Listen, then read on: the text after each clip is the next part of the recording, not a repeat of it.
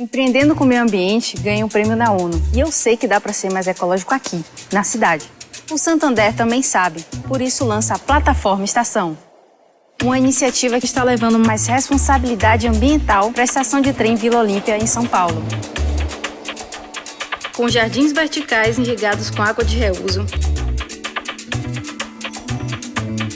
geração de energia solar, tratamento de esgoto para a preservação do Rio Pinheiros, reciclagem de lixo e muito mais. Um projeto modelo oferecido de graça pelo Santander para que grandes marcas façam o mesmo em outras estações.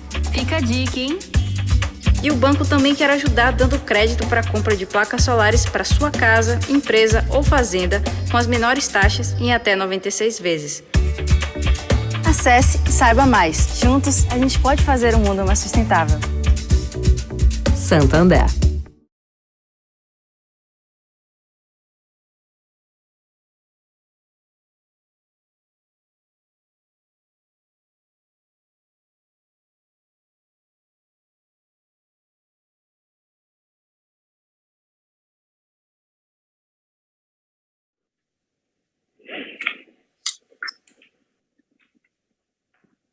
Boa tarde, eu sou Marina Caruso, editora-chefe da revista Ela, do Jornal Globo. Eu sou míope, estou aqui fazendo tipo, vou ter que colocar os óculos para ver vocês melhor. E para poder enxergar de perto essas convidadas tão ilustres que estão aqui para participar com a gente dessa mentoria da 10ª edição do Veste Rio, um evento realizado em parceria das revistas Vogue Brasil e da revista Ela, do Jornal Globo, com apoio do Santander.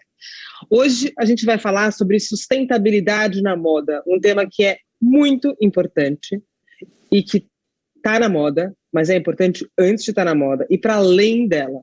Para isso, eu estou com duas figuras aqui muito queridas, muito talentosas, de áreas muito distintas que se cruzaram justamente nesse tema. Eu estou falando da Glória Pires, que vocês conhecem muito bem, que dispensa apresentações, mas que além da atriz, que você já sabe quem é também sócia empreendedora da Benglo. E estou falando da Beth Prado. A Beth, para a gente que é jornalista de moda, era uma figura, assim, que a gente queria ser. Ela era a nossa Gisele Bündchen, assim. Não tinha Linda Evangelista, não tinha Naomi Campbell, era a Beth Prado. A Beth era modelo queridinha da turma da Calvin Klein, da Dolce & Gabbana, e sempre trabalhou com moda. Então, acho que ela conheceu desde os primórdios as vantagens e as desvantagens desse universo. Por isso, eu vou convidar as duas. Quem quiser pegar a palavra primeiro, fique à vontade, para contarem, para quem não conhece e está assistindo a gente, como nasceu a Benglo, essa marca tão charmosa, que fica numa rua ali nos Jardins, que eu tive o prazer de conhecer, estava contando para a Beth agora há pouco. Quando eu fui lá, era só para tomar um café, e eu acabei saindo cheia de coisa. Eu comprei colar, eu comprei uma sandália de seringueira, eu comprei um vestido com um recorte todo moderno. Então, eu queria que vocês começassem contando aqui pra gente de onde nasceu essa parceria de vocês. Se vocês eram amigas antes ou ficaram depois. Conta pra gente, meninas. Boa tarde a todos, boa tarde, obrigada pelo convite, Marina, prazer estar aqui falando com vocês, estar com a Beth, minha irmãzona aqui. Eu conheci a Beth através do Orlando Moraes. O Orlando já era amigo da Beth quando eu me casei com ele. E imediatamente ficamos muito próximas, né, Beth? A gente, desde o início, teve uma empatia, assim. E fizemos, ao longo de mais de 30 anos de amizade, estivemos sempre muito próximos e, inclusive, fazendo alguns business. Quando Orlando, lá em 2013, 2014, eu já tinha vontade de ter uma marca minha. Com a coisa da internet cada vez mais forte, né?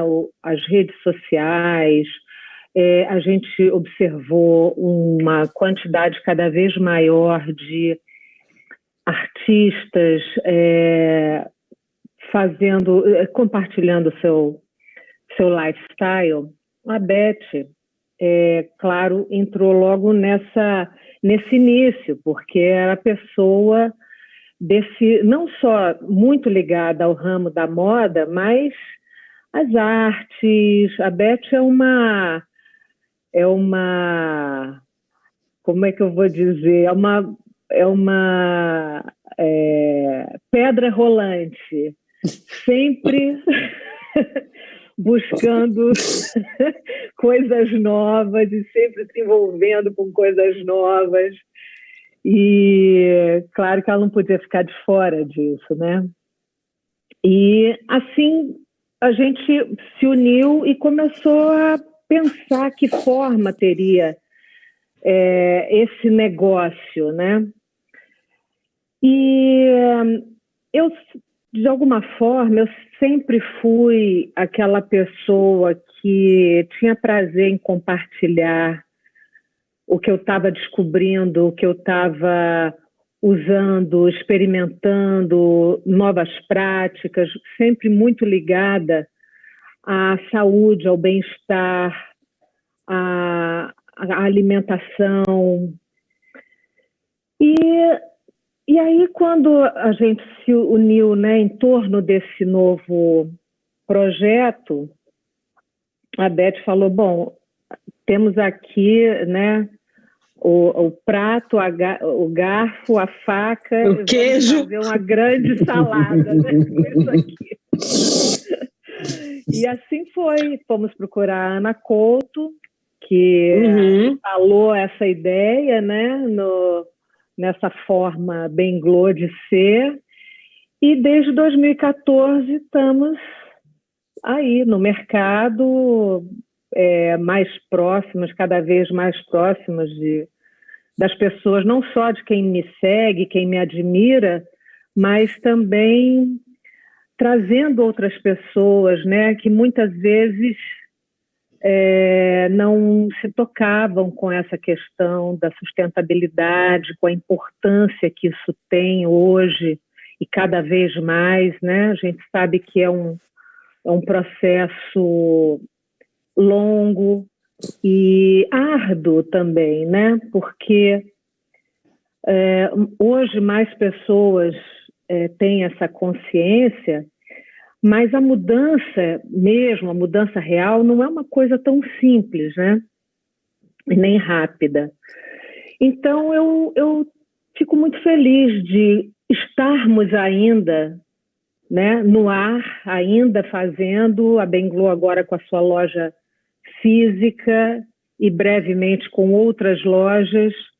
Era que essa é a minha pergunta mais para frente, não rouba a minha pergunta.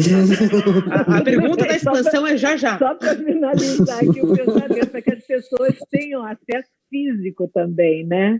Perfeito. Mais pessoas a gente está falando de uma loja física nos Jardins, em São Paulo, perdão, Glória, e também do e-commerce, né? Mas a gente vai falar já sobre a expansão da marca. Beth, vou passar a bola para você, porque eu queria entender um pouco do seu lado, essa visão do business.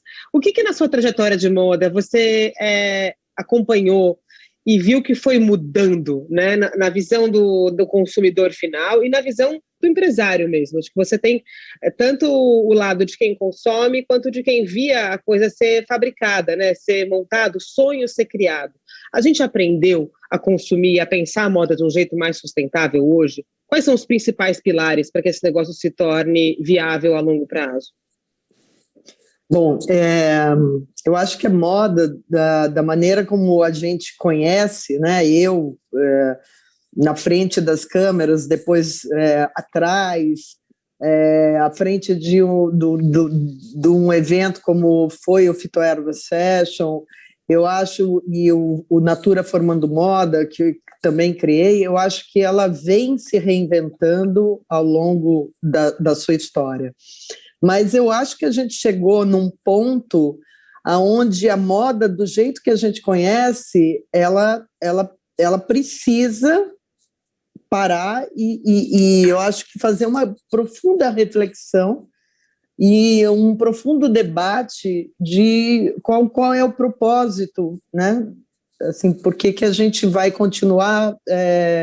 A gente não pode mais continuar consumindo a moda do jeito que a gente sempre fez. Eu acho que a moda ela precisa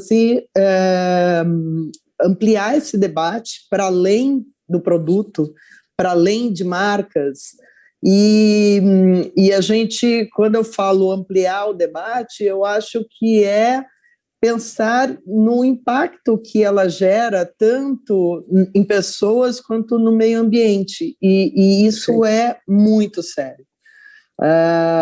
Eu acho que hoje, a maneira como eu vejo a moda hoje, que é completamente diferente, eu acho que a gente veio aprendendo, né?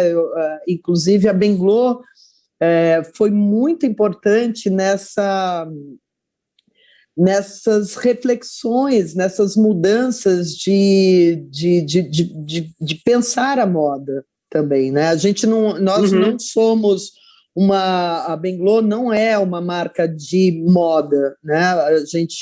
A gente vai para além disso. Então hoje a gente é um marketplace sustentável, né? Eu acho que o primeiro marketplace sustentável, físico e digital. A gente trabalha dentro de um modelo de negócio colaborativo, então nós temos hoje na Benglo 53 marcas que vão da cosmética natural, moda, acessórios, artesanato brasileiro, design brasileiro. E eu acho que todas essas marcas nós temos propósitos em comum, que é pensar o impacto que cada uma dessas marcas gera no planeta. Então, não dá mais para a gente pensar a moda como a gente conheceu um dia, como eu conheci, como você, né? Eu acho que vestir é um ato político. Né? Eu acho que... Para quem está acompanhando a gente aqui, acho que vale lembrar que a moda é o segundo setor, a segunda indústria mais poluente do mundo, atrás somente de alimentos e bebidas, né? Então a gente precisa reduzir o impacto. Quando a gente fala em sustentabilidade, a gente não está falando só do impacto dela no meio ambiente, mas assim, a gente fala do descarte das peças também. Eu estava outro dia participando de um debate no Rio Ethical Fashion com a Chiara Gadaleta, e a gente estava conversando sobre a quantidade de vezes que a gente usa e lava uma peça antes do descarte. As peças de qualidade podem ser usadas até 100 vezes, tem 100 lavagens, e em média, cada uma de nós usa 7 vezes só uma peça antes de descartar. Então, quando a gente fala em upcycling, quando a gente fala em reutilização de tecido ou em passar as roupas em lojas de second hand ou para as amigas, enfim, a gente está falando de ampliar o uso, de ampliar a vida útil de cada uma dessas peças também, né? O que eu acho que é interessante do trabalho de vocês, não só na moda, é que tem esse cuidado com a embalagem de cada produto que está ali. Eu me lembro de ficar muito impressionada com o capricho do espaço físico mesmo, quando tive, mas tem também uma preocupação com a mão de obra que está por trás daquelas peças, né? Eu acho que a gente está falando da segunda indústria mais poluente, mas a gente também está falando da indústria que mais emprega mulheres no Brasil. E nós, como mulheres, temos que proteger essas mulheres que estão aí. E proteger a indústria é protegê-las também, né? Se vocês puderem contar para quem está ouvindo aqui para a gente um pouquinho como funciona ser um ponto oficial de venda da Asta, contar como é que essa rede criativa de mais de 1.000 artesãs funciona, como é que é essa dinâmica. Acho que é legal porque tem um trabalho tão bonito por trás ali que quando a gente vê a peça final a gente não identifica de cara. Isso é muito importante. Muito importante. É incrível, né? E foi a nossa virada, porque essa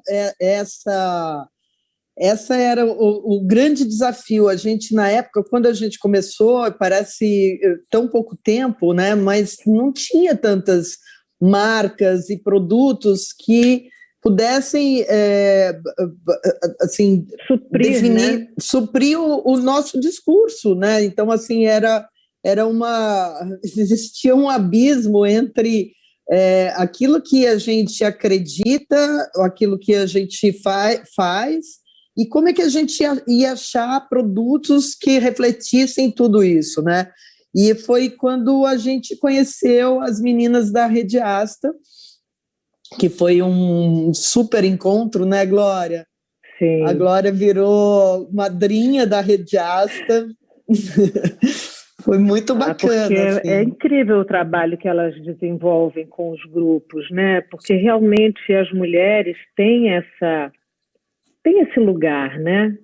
É até engraçado hoje a gente pensar na figura masculina como sendo chefe de família, né? Como antigamente era, porque a gente vê a grande quantidade dos grupos familiares são tocados por mulheres, né? Que muitas vezes não têm o marido, não tem como deixar seus filhos, então acaba sendo um sistema onde elas podem produzir estando junto dos filhos, estando em suas próprias casas. Isso parece a primeira coisa mais incrível de toda essa história, né?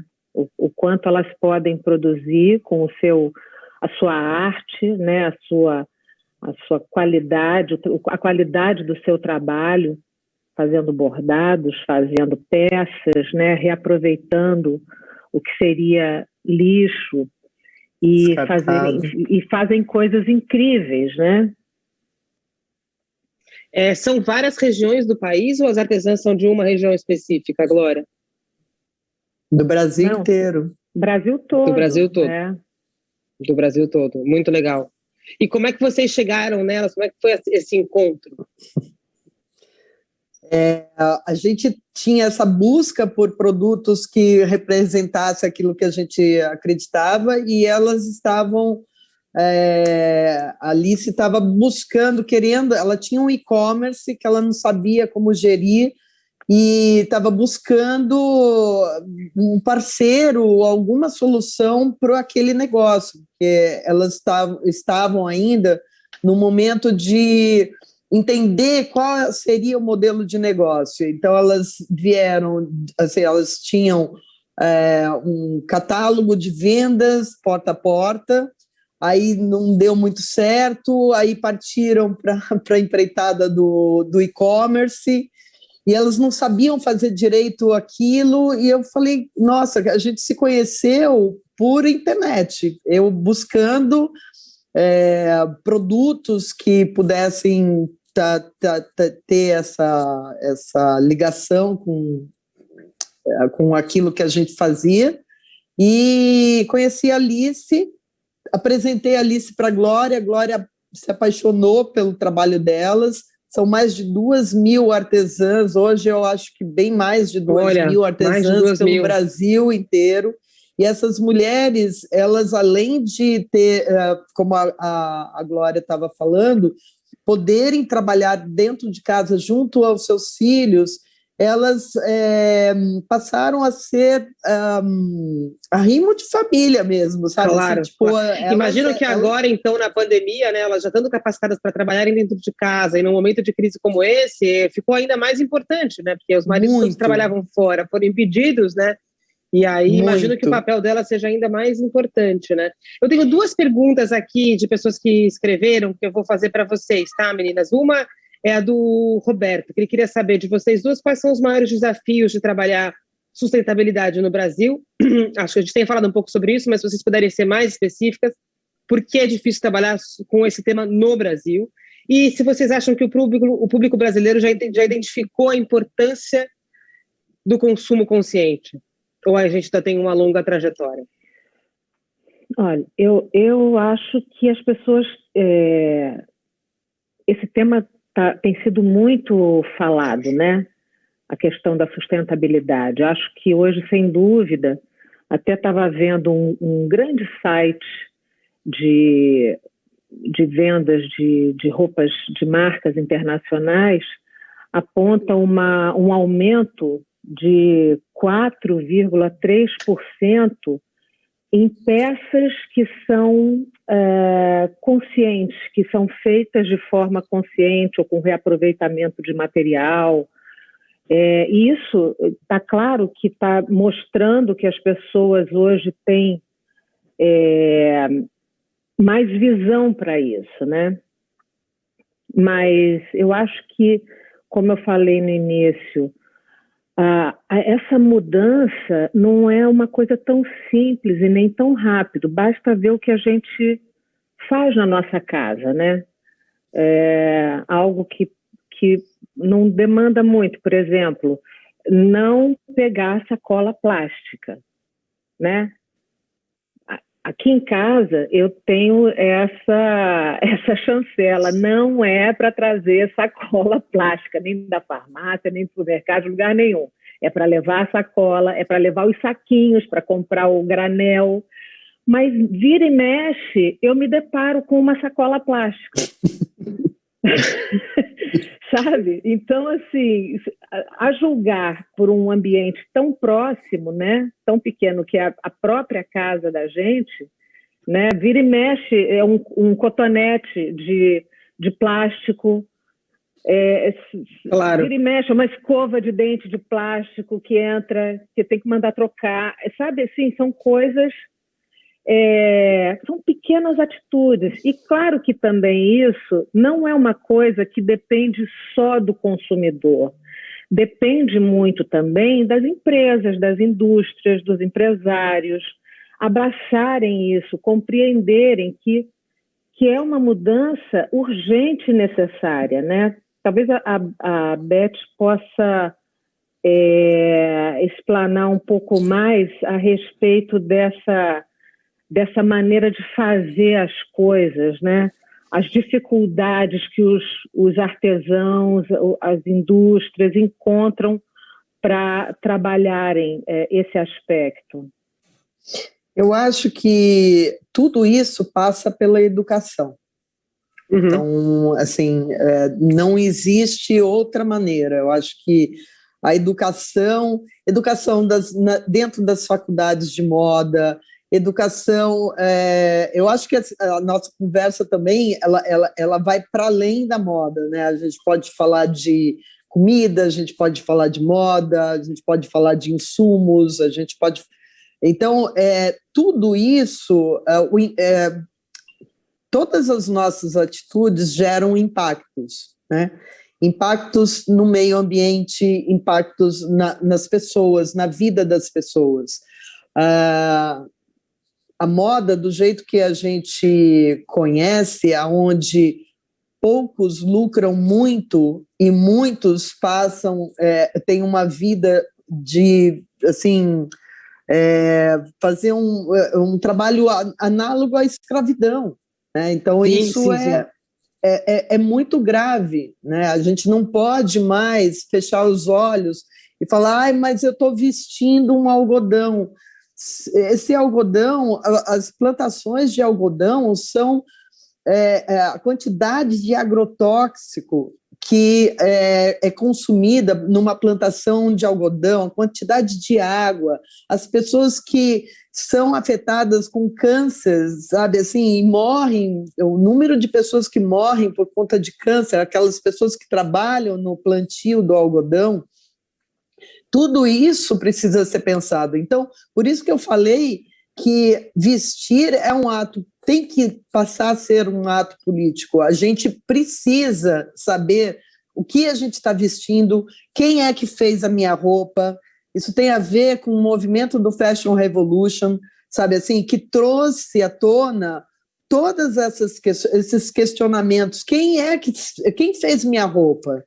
Qual foi o processo, né, para que isso chegasse até a minha mão, né? Então, Beth, desculpa te interromper, mas será que a gente imagine, não precisaria, talvez, da criação de um selo?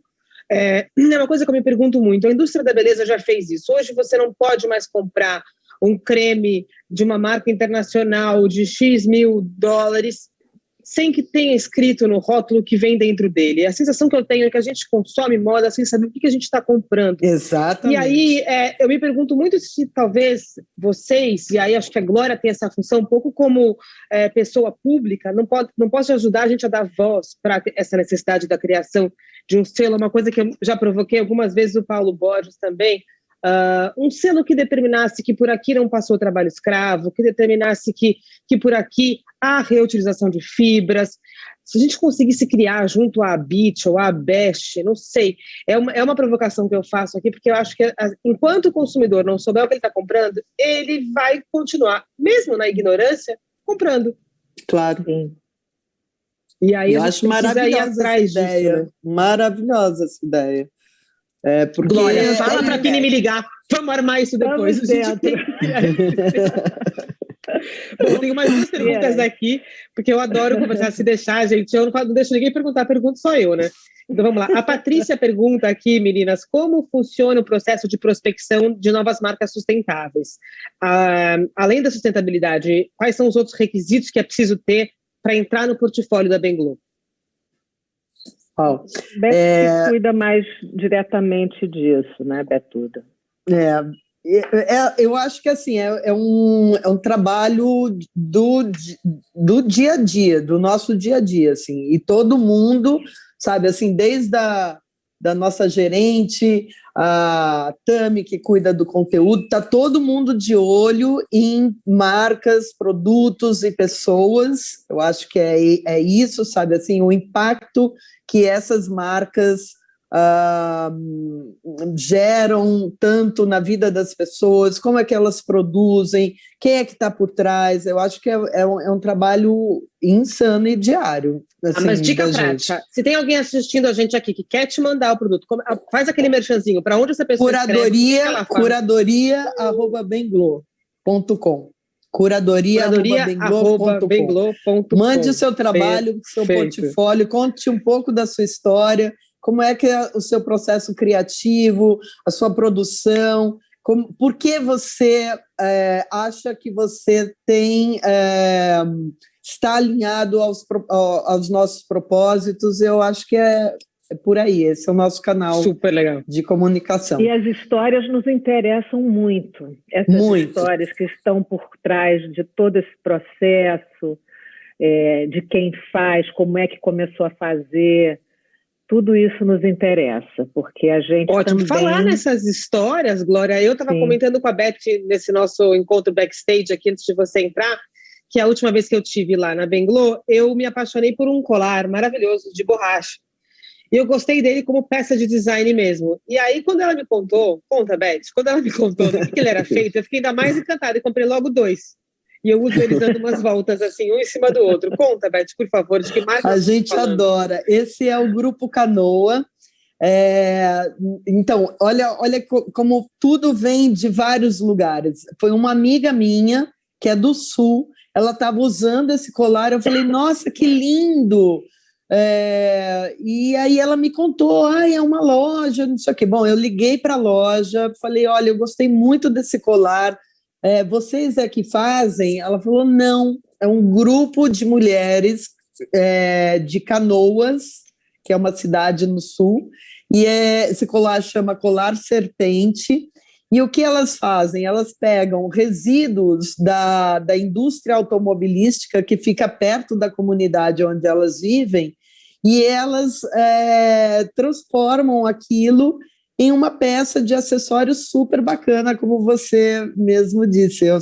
Nós estamos falando de pedaço de pneu, é isso? Exatamente, são pedaços de pneu. Aliás, tem assim, pedaço de tudo, elas transformam tudo, desde resíduos de pneu, resíduos de câmara de pneu, tudo que envolve resíduos daquela indústria automobilística que tem ali perto. E elas transformam em bolsas, em colares. É muito bonito o trabalho delas. Muito bacana. Isso é um grupo de mulheres, chama Grupo Canoa. O Grupo Canoa. E aí, quem entrar no site da Benglo consegue encontrar as peças delas. Sim. Legal. Sim. Ótimo. Sim. Maravilha. E queria falar com vocês agora sobre a expansão da Benglo. Há planos de expandir outras lojas físicas? Vamos lá, Glória, agora é para você essa. Vocês entregam aonde no Brasil? Estamos falando em expandir, sim. Fala aí, Beth. Ai, conta, gente, não faz mistério, vai. Pensa que tá todo mundo assistindo a gente do Rio de Janeiro, de Minas Gerais, de São Paulo. Vamos contar as boas notícias, a gente não segura. Bom, o e-commerce ele entrega para o Brasil todo, e hoje a gente também está operando em Portugal. A gente começou... que demais! É muito bacana. Nós, assim, o ano passado a gente teve uma coisa muito boa no meio de tanta tristeza, que a gente conseguiu ser certificada como empresa B, né? Então, uma empresa B é uma empresa que tem B de benefit, né, que traz benefícios para o planeta e para as pessoas. E isso nos deu, mesmo com tantas dificuldades, assim, muito gás, assim, estamos no caminho certo, sabe, assim, o que a gente faz tem impactado pessoas cada vez mais, as marcas.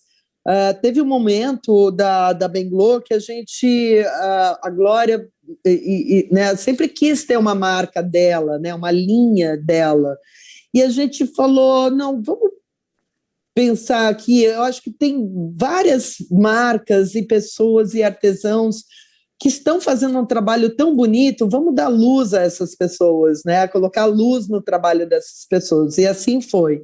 E eu acho que com o certificado B, que, nossa, isso para a gente foi um enorme orgulho, a gente falou, a gente precisa expandir isso para mais lugares, para as pessoas, para poder dar voz às pessoas que fazem esses trabalhos. O Brasil é riquíssimo.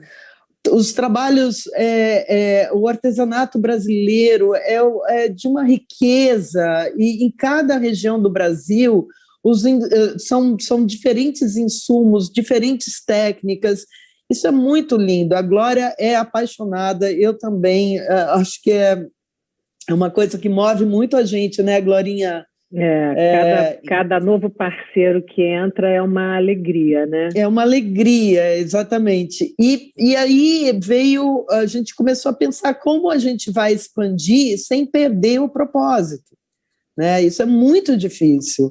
E foi então que a gente foi para o mercado e a gente encontrou uma empresa que é a Bittencourt, que é uma empresa de mulheres, né? A fundadora é uma mulher, e 90% do corpo da empresa é feminino, assim como a Benglo. Nós somos 99%. Eu acho que só o Orlando e o Nelson, né, Glorinha?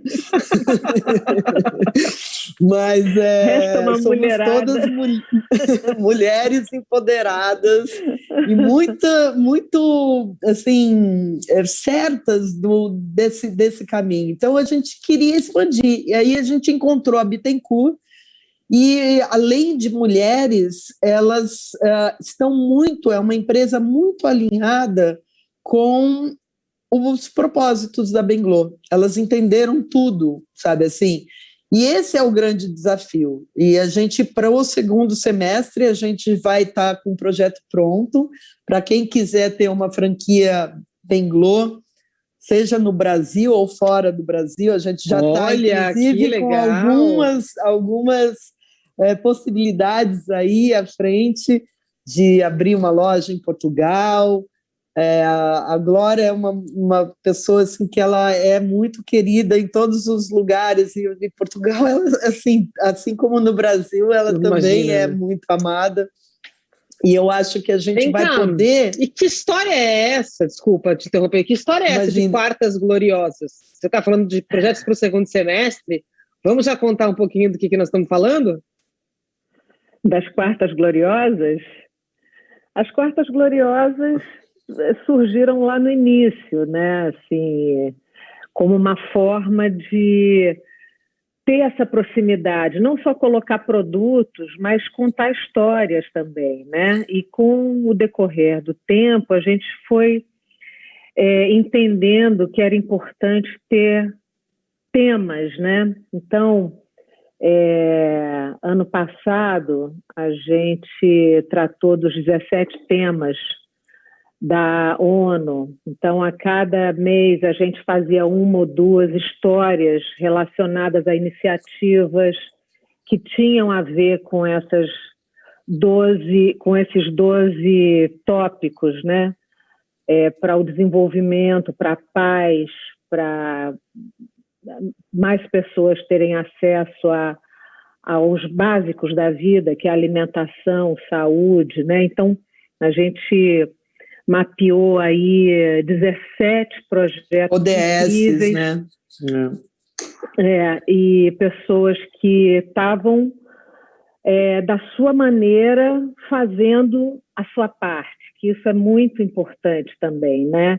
Quando a gente tem uma pessoa assim conhecida da televisão, como é meu caso, à frente de um projeto, há uma tendência muito grande a pensar, mas ela tem a vida ganha, ela está rica, ela não precisa disso para sobreviver, ou, sabe, algumas pessoas têm dificuldade em trazerem essas pequenas atitudes para a sua vida, achando que aquilo não vai causar nenhum impacto.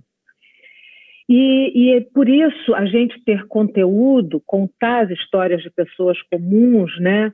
Esse ano todo a gente tem, ano passado a gente falou ano retrasado dos 17 objetivos, ano passado as lideranças indígenas, né? E acho que é muito importante isso porque aproxima as pessoas que não são artistas, que não têm um espaço tão grande, né, para falar, para se expressarem, trazer luz para essas iniciativas, para essas histórias incríveis, super inspiradoras, eu acho que inspira mais, né? Essa ideia que a gente tem do dente de leão, né, que quando sopra o vento, aquelas milhares de sementes vão para longe, né? E vão cair numa terra e vão brotar. Essa ideia é o nosso grande objetivo na Benglo. Não só vender produtos, mas impactar positivamente as pessoas com boas práticas. Perfeito. Na saúde, e acho que também na é importante alimentação, mostrar... no consumo. Perdão, agora. Importante mostrar que essa mudança ela começa no pequeno, porque se a gente for só esperar todas as mudanças acontecerem ao mesmo tempo para a gente se tornar mais sustentável, a gente não vai sair do lugar, né? Eu vi uma entrevista outro dia da Giovanna Nader falando muito isso, assim, é muito frustrante para uma mãe que troca a fralda, descobrir que não consegue, por exemplo, usar a fralda de pano, mas se ela conseguir, como você, já não usar sacolinhas de plástico, ainda que ela precise da fralda descartável de vez em quando, já é o começo de uma mudança, né? Eu te perguntei das quartas gloriosas, porque aqui no Release, e vou puxar a orelha em público da produção, se for mentira, dizia que ia voltar em setembro. A gente volta com os programas das quartas-feiras ou eu recebi um release antigo? Não, em vídeo, você diz? Em vídeo. Não, em vídeo a gente não está pensando em voltar, porque... Vamos voltar, olha lá, agora vamos ter que voltar, falando disso. Tô brincando, menino. Tempo, né? Porque é muita coisa, né? Para fazer o conteúdo em vídeo é muito trabalhoso, demanda um tempo meu e de quem seria o convidado. Essas agendas são muito complicadas, porque, graças a Deus, eu trabalho muito, também recebo muito projeto como atriz, então sempre falando nisso contra o tempo. Eu tenho aqui 2 perguntas. Glória, o que você está fazendo agora e quais são os seus novos projetos? E a outra que é da Bianca para a Beth. Você que foi uma grande modelo nos anos 80 e 90, como enxerga essa nova geração de modelos que são super conectadas e adeptas das redes sociais? E está muito em função dos seguidores. Então vamos lá, desmembrando. Glória, o que você está fazendo agora e que fará até o fim do ano? E Beth, fica aí, vai pensando na sua resposta, que essa pergunta é boa, é complexa aqui. Eu terminei agora o filme Vovó Ninja, com a direção do Bruno Barreto, e em segunda quinzena de agosto, com fé em Deus, se tudo continuar correndo bem, a gente começa a filmar o Desapega, uma comédia também. Estamos precisando de comédias, né, gente? E para o ano que vem tem a novela do João Emanuel Carneiro. A gente começa a gravar ano que vem. Muito legal, muito legal. Beth, vamos lá. E tem também, fim do ano, o lançamento do primeiro longa, onde eu atuo e o qual eu produzi também. Com a Cléo é o Vovó Ninja, esse que a gente terminou de filmar. No fim do ano vai ter A Suspeita, que é um filme de suspense psicológico, assim, com a direção do Pedro Peregrino, e vamos lançar em setembro, e estamos muito animados. Muito legal. Beth Prado, supermodelos vidradas em super seguidores. Vamos lá. Quero sua visão disso. Eu não, na verdade. Quem pergunta é a... Peraí que agora sumiu o nome da moça aqui. Vamos lá. Quem pergunta é a Bianca. Como você enxerga esses modelos que hoje são super conectadas?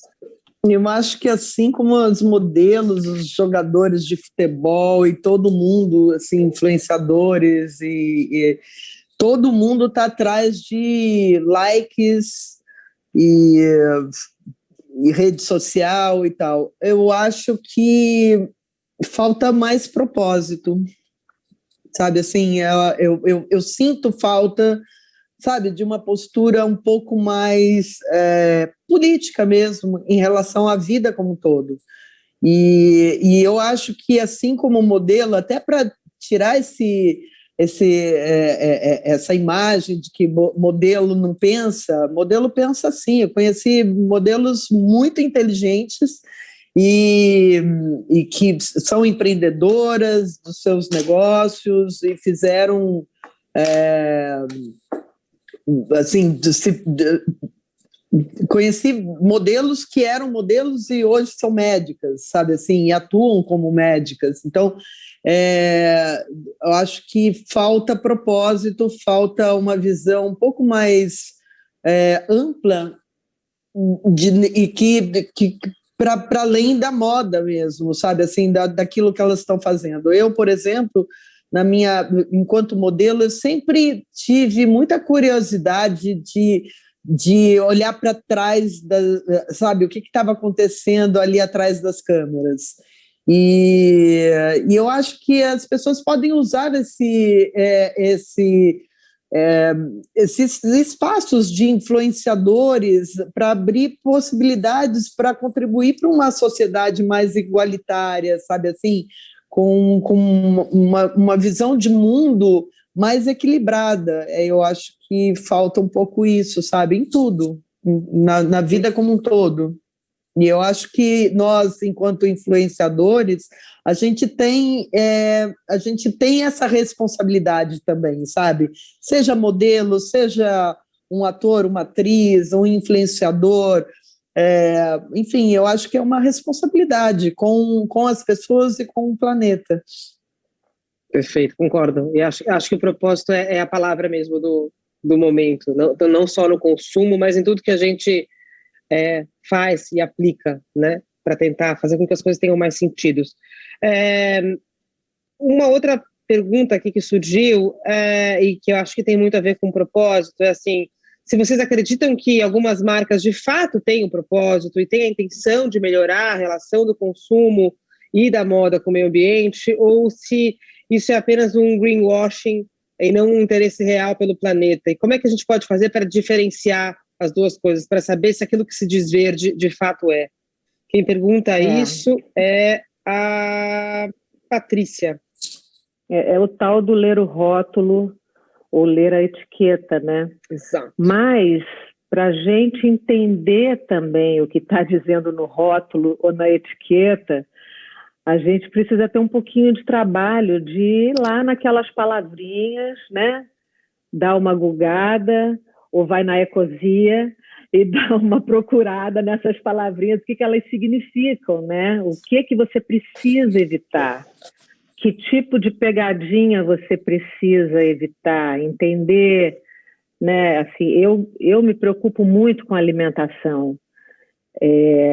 Eu praticamente parei de comer coisa empacotada, porque é praticamente impossível você ter uma coisa empacotada que seja saudável. Ela pode ter outros propósitos, mas de alimentar, certamente ela não tem, porque se ela está num pacote é porque ela não pode estragar. Ela não vai estragar. E algo que não vai estragar, ela não vai te alimentar. Né? Ela pode matar seu desejo, né? Tirar aquela água na boca, mas não vai te alimentar. Então tem que saber ler rótulo e etiqueta, entender Traduzindo isso para moda, Beth, você acha que o o poliéster é o nosso glutamato monossódico? Não, eu acho sim. Lei do rótulo? Não, isso eu não posso. Meu filho já olha assim, quando tem o T do transgênero, ele fala, mamãe, não pode, não pode. Olha que ótimo. Você sabe que a gente faz parte de uma rede muito bacana e potente, que é a Rede Origens Brasil, né, Glória? E ali são vários alimentos, produtos, desde um chocolate, como o Nacau, que é do chocolate da Amazônia, até acessórios feitos por indígenas, pão, Wikibold, que agora também ganhou esse selo, porque ao invés de comprar a castanha do Pará de intermediários, ele está indo na origem, e eu acho que o selo ele já diz isso, Origens Brasil, da onde vem aquilo que eu estou comendo, né? Então é muito bonito você ver a rastreabilidade do produto. Hoje, né, é muito bacana. Você tem o QR Code que te leva para quem fez, para quem colheu aquela castanha do Pará, sabe assim? Então tem o nome, a idade, a localização de quem colheu aquela castanha ou de quem fez ou aquele acessório, ou a pimenta, a farinha, né? Que máximo, né? Que máximo, é muito bacana. Então eu acho que já por falar tem... desculpa, só para complementar, eu acho que existe, claro, o greenwash, tem muitas marcas querendo surfar nessa onda, né? Eu acho que a pandemia ela veio acelerar também uma percepção das pessoas em relação a essa urgência a gente precisa fazer alguma coisa, né? A gente precisa sair do nosso conforto, da nossa redoma e a luta, sabe? Assim, isso é ativismo, sim, isso é uma atitude política, sim. Você comprar essa roupa ou deixar de comprar aquela outra, porque aqui eu sei quem fez a minha roupa, aquela lá eu não sei. Concordo. Sabe assim? E isso vai para comida, para alimentação, para tudo. Então, assim, existem empresas muito sérias já fazendo esse trabalho, e é um trabalho também que tem rastreabilidade, e eu acho que a gente tem que olhar, e o poder do consumidor é muito grande. Quando a gente entender o poder que a gente tem nas mãos de querer comprar esse produto e não aquele, aí eu acho que o mundo muda, né? Porque exatamente. A gente... E não né? tem pequenas ações, né? Não tem pequenas ações. Pode parecer inócuo, pode parecer, eu sozinho, só eu que faço isso na minha vizinhança, né? Sei lá, as pessoas às vezes ficam desestimuladas, né? Mas eu tenho certeza nisso que eu estou falando, assim, porque embora eu ainda lute com algumas sacolas plásticas e cotonetes plásticos que aparecem aqui que eu tenho que trocar, mas eu tenho certeza, assim, o quanto eu vejo já em atitudes pessoas próximas a mim que, por verem essa pequena ação, como, por exemplo, romper o lacre da garrafa, né, que virou até uma piada, romper o lacre da garrafa plástica, não comprar, não pegar as sacolinhas, são coisas, realmente, são coisas pequenas, mas que, no todo, fazem uma diferença enorme, né? Então, não tem pequenas ações. Tem ação e não ação. Mas você teria coragem? Porque eu imagino assim, tomar um pito seu em casa, tudo bem. Mas imagina assim, eu no supermercado com a sacolinha de plástico, você teria coragem de chamar a atenção? Falar assim, cadê sua sacolinha de pano? Porque tomar um pito em público da Glória Pires deve ser sensacional, vai. Você já chamou a atenção de alguém? Não, mas então vamos começar também. Vamos começar a constranger as pessoas. Mas eu já vi muita gente se manifestar positivamente por eu estar carregando uma eco bag. Legal. Muita gente, sabe? Eu também faço isso. Eu também falo para fulano, para cicrano, já falei para minha sogra. Às vezes homens. falando, isso é tão importante, legal isso, sabe? Então, de novo, assim, eu acho que as pessoas hoje estão muito mais atentas para isso. Agora, existe o dia a dia. A rotina, eu sempre fui uma amante da rotina, mas tem pessoas que têm pavor da rotina, né? É tudo uma questão de ressignificar. Entender o quanto é importante naquela rotina você ter pequenas atitudes legais, importantes para o resto, para todo o resto. Perfeito. E acho que a gente criar um constrangimento em quem não está olhando para o próximo é interessante, porque de alguma maneira leva a essa reflexão. Enquanto a gente continuar agindo com naturalidade, as pessoas não param para refletir. Então acho que tem é pendular, assim, existe um desconforto que é preciso para chegar numa zona de conforto que seja para todo mundo, não só para uns, né? A Beth estava falando aqui de selo, de rastreabilidade, de QR Code. Eu lembrei que eu tenho que falar desse QR Code que está aqui, deixa eu ver aqui, ó, no cantinho da nossa tela. Esse QR Code aqui é para quem está assistindo a gente entrar e assistir um pouco como funciona o programa Avançar do Santander, que foi criado para ser uma plataforma de conteúdo e orientação para o desenvolvimento e a expansão de negócios. O Santander é o banco que patrocina o Veste Rio há muitas edições, desde o início do evento, porque acredita mesmo nesse pequeno empreendedor e na moda sustentável. Então, eu convido quem está assistindo a gente, depois que acabar o nosso bate-papo, a passar o celular aqui e entrar no QR Code para conhecer melhor o programa Avançar do Santander. E enquanto isso, a gente tem mais 5 minutinhos, eu vou fazer as últimas perguntinhas que surgiram aqui. Acabou, né? Eu não perguntei tanta coisa. Foi rápido demais. Eu vou passar 2 perguntas minhas na frente dos outros. Vamos lá, brincadeira. João Pedro Nogueira está perguntando se vocês acreditam que a moda sustentável também pode mudar o fast fashion, ou se ela só se aplica a pequenas marcas e ao artesanato. Acho que é uma pergunta interessante, porque quando a gente pensa em grande escala, é mais difícil pensar em sustentabilidade, né? Eu posso responder? Manda! Eu acho que sim, eu acho que não tem volta. Eu acho que a moda,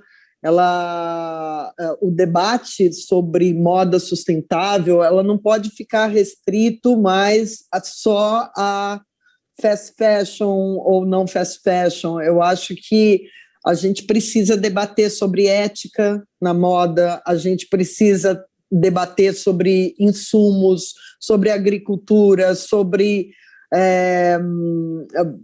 quem é que faz a moda. E eu acho assim, por exemplo, a Comas, que é uma das marcas que fazem parte do nosso mix na Benglo, ela faz a ressignificação de resíduos, né? Então, aquilo que é descartado, ela pega e transforma num novo produto.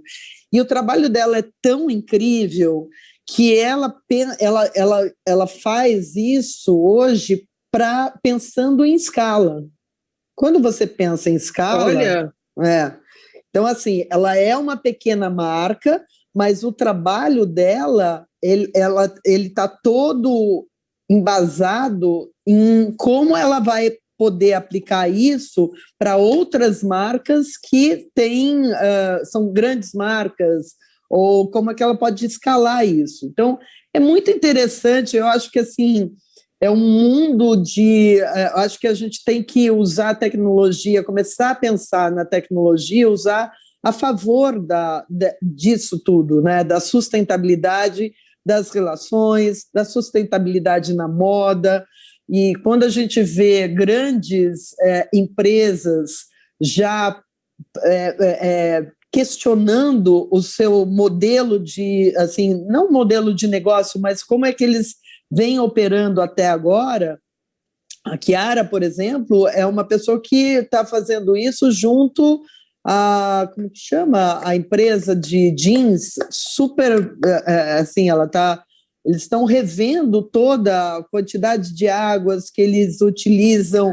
Eles fazem isso com a Malve também, né?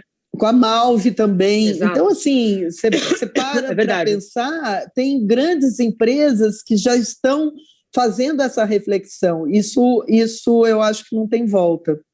Mas eu acho, Beth, também que a gente tem que pensar, a gente como consumidor tem que repensar o uso da fast fashion. E aí, é claro que eu adoro entrar numa loja, grande loja de departamento, e você vai comprar uma peça que você sabe que ela vai ter pouca durabilidade, mas é uma peça específica. Mas eu acho que a gente sempre tinha, principalmente no Brasil, esse desejo do consumo exacerbado, que acho que foi fruto de um mercado que ficou muito tempo fechado.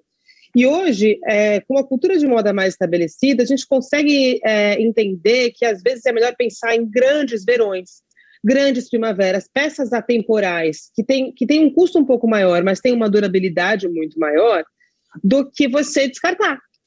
Com certeza. Então, eu acho que, não sei se é uma coisa que veio para a gente com a idade, ou se é realmente essa consciência que agora está falando. A gente foi mudando de mindset mesmo, né? Então, hoje, é melhor comprar uma boa peça do que 4 mais ou menos, sabe? E sem isso dúvida. tem uma durabilidade maior, né?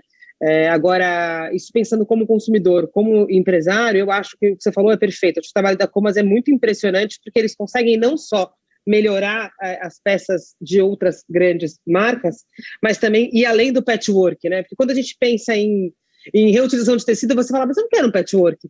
Mas existe um jeito de você retrabalhar a fibra que permite que o tecido seja inteiro reestruturado, né, Exatamente. Beth? É tão interessante. Sim. O trabalho deles com linho, em especial, é muito impressionante, assim. Vamos lá. Aqui, e você falou uma coisa super importante que eu acho que é da moda atemporal. A gente sempre viu a moda, exato, a moda da estação, a moda tendência.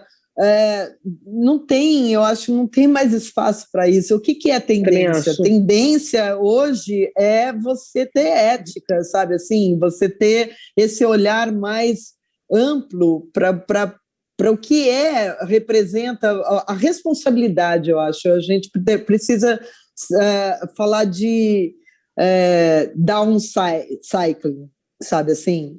Downcycling. Olha, isso é pauta para mim. Downcycling, eu falo, já fiz upcycling, já fiz recycling, mas downcycling não. Muito bom.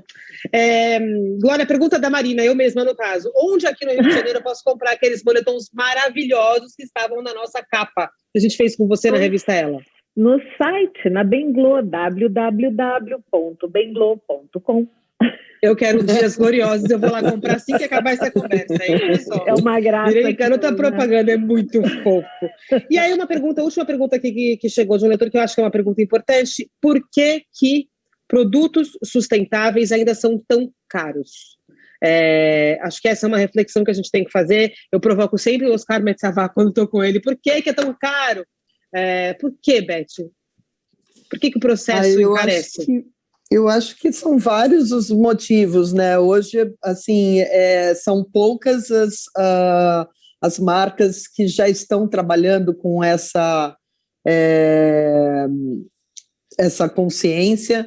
Eu acho que a mão de obra especializada é muito mais cara, sabe assim, e é uma coisa que, assim, a Benglo, ela está indo muito na contramão do varejo convencional, porque a gente não trabalha com markup, né?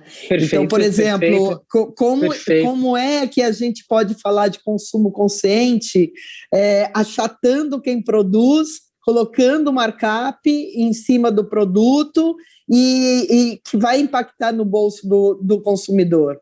Então, a gente não trabalha, quem coloca preço no produto é